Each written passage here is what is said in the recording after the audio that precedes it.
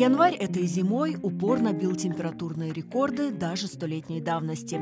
Проснулись растения, грибы, змеи, насекомые. Птицы распевали весенние песни. Но февраль резко изменил курс погоды.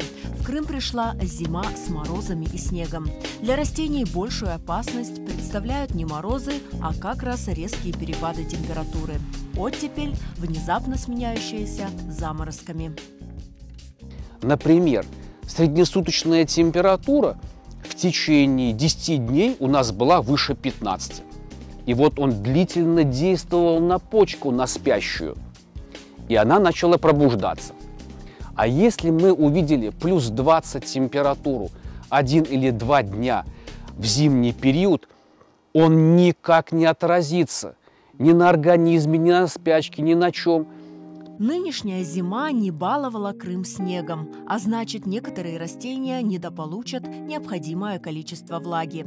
Снега, выпавшего в феврале, по мнению агронома, недостаточно для растений. Слой снега я не знаю какой, потому что выпадал он неравномерно, были наметы.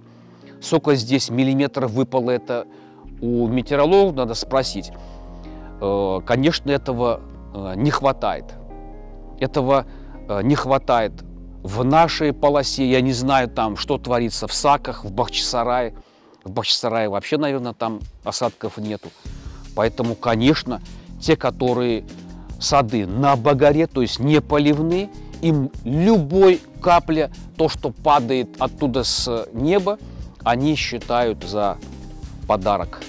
Какие сюрпризы не преподносила бы нам природа, надежда на хороший урожай еще есть. Нужно лишь следовать некоторым простым советам. Чтобы оттянуть пробуждение, мы наносим бордоскую смесь. Все знают, что там присутствует известь. Известь будет покрывать, она белого цвета. Ваше растение будет светлое, оно будет отражать солнечный свет и не так будет нагреваться. Этот прием не оттянет у вас на неделю, на 10 дней от пробуждения. На 3-4 дня максимум, ну, может быть, это как-то и решит вопрос.